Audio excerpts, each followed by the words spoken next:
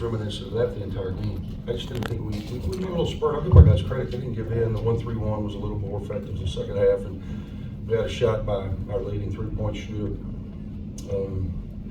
Like he was in the gym by himself, to get that thing to 10, which would have been somewhat interesting, but we couldn't guard him. Because I don't have illusions of grandeur up here. When the other team shoots 70+% in the second half, we could not guard him. Couldn't guard him inside, couldn't guard him outside, so you're not giving yourself much of a chance. So I thought Memphis completely dominated us, tapped the buzzer. Coach, we understand this is a new team that you're playing this year, but can you kind of compare what you saw from these guys last season to what you see this year? Yeah, Penny does a good job of putting them in space to make plays. We're familiar with Haggerty and Rogers from Tulsa, Wichita State. Obviously, last year we played against. I think Haggerty's really taken his game to another level.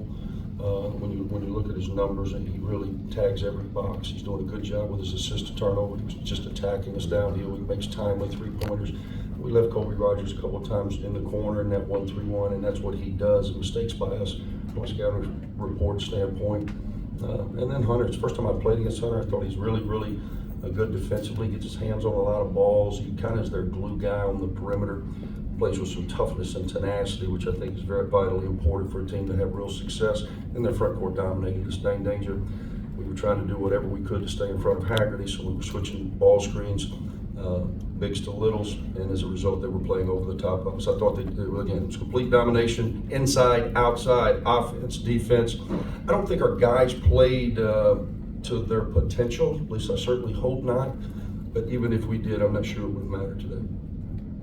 And in the first half, they only had 3 turnovers.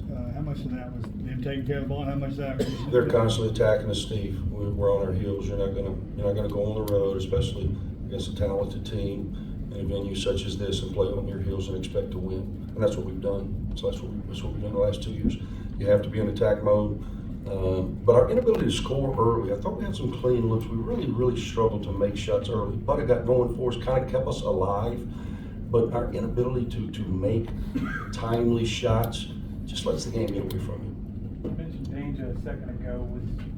What was he doing that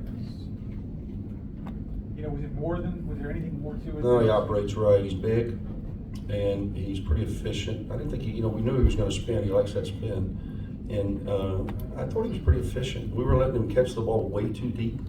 And then a couple of times we had him away from the basket and foolishly fouled him. We were trying not to let his catch be in the paint, and then try to make sure that he scored through us, and we were letting him get way too deep.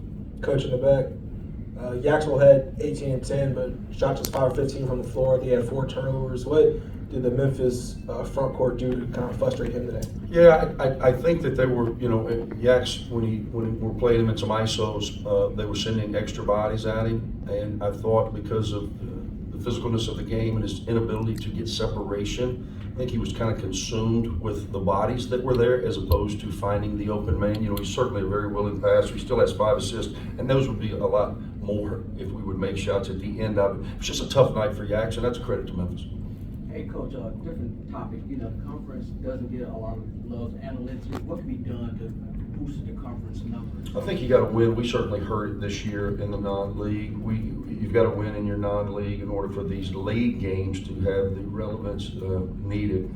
I know there's, again, I'm pretty familiar with Memphis from my time at Ole Miss, and I know there's always angst about, well, you can't lose these league games because it's going to do anything to hurt you. Well, they're right. It's not going to do anything but hurt you, but I think their resume is so strong with one of the most incredible non-conference resumes in college basketball. The Tigers are going to be fine.